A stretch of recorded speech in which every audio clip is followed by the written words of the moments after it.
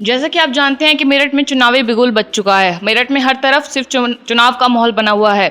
इसी माहौल के बीच आज हम मिलने आए हैं सीमा प्रधान जी से, जो मेरठ के मेयर के लिए चुनाव के लिए खड़ी हो रही हैं। मैम नमस्कार। नमस्कार मैम, आप जैसे चुनाव के लिए खड़े हो रही हैं समाजवादी पार्टी की तरफ से, तो मैम आप मेरठ के लिए क्या क्या कार्य करने वाली हैं?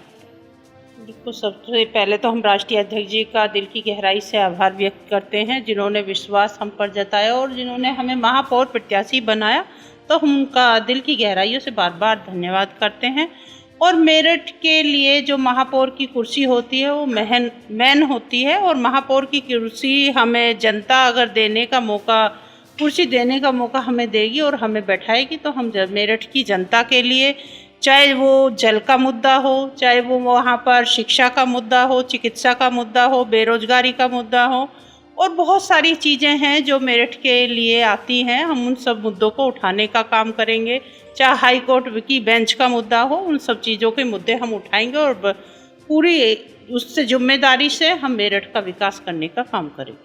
मैम, जैसे हम आपके इंटरव्यू में सुनते हैं कि आप बोलते हैं कि मेरठ में जाम का बहुत ज़्यादा दिक्कत है और अब तक जो हमारे पिछली मेयर थी उन्होंने कुछ काम नहीं करा, तो आप जाम को ठीक करने के लिए क्या करने वाली है मेरठ के? वो जो पिछली सुनीता वर्मा जी महापौर रही, वो बहुत काम करना चाहती थी, लेकिन जो सरकार ऐसी चल रही है उन्होंने उन्हें काम नहीं करने दिया। उन्होंने तो चाहा कि वो काम करें और विकास करें, वो करती, लेकिन सरकार नहीं करने देती। तो देखो, जाम का मुद्दा जो हमने उठाया है वो सच्चाई है। जाम का मुद्दा मेरठ में बहुत ही जैसा है, क्योंकि हमें भी जूझना पड़ता है जाम के मुद्दे पर। हम भी जूझते हैं, हम भी काफ़ी टाइम जाम में लगे रहते हैं और देख रहे हैं कहीं किसी के चालान कट रहे हैं, कहीं लोग बेचारे गार्जियन पे पैसे भी नहीं है, बहुत सारे लोग बाइक गाड़ी अपनी छोड़ कर जा रहे हैं। कहाँ तक जाम का जो चालान कटते हैं कहाँ तक भरेंगे?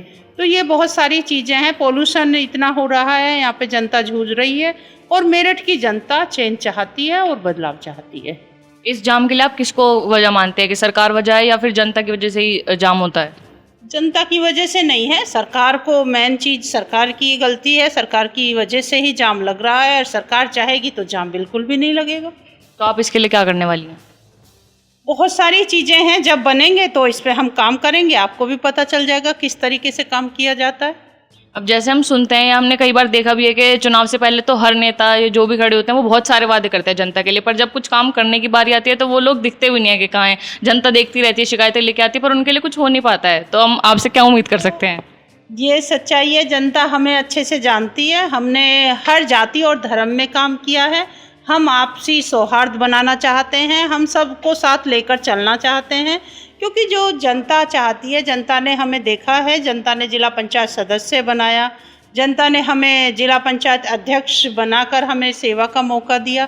तो और माननीय अतुल प्रधान जी सरदना विधानसभा से विधायक हैं, और जनता ने बहुत सारे जो मौके दिए हैं उनके विश्वास पर खरे उतरे हैं और हमने लोगों को काम करके दिखाया है। ये लोग जानते हैं हमारे बारे में।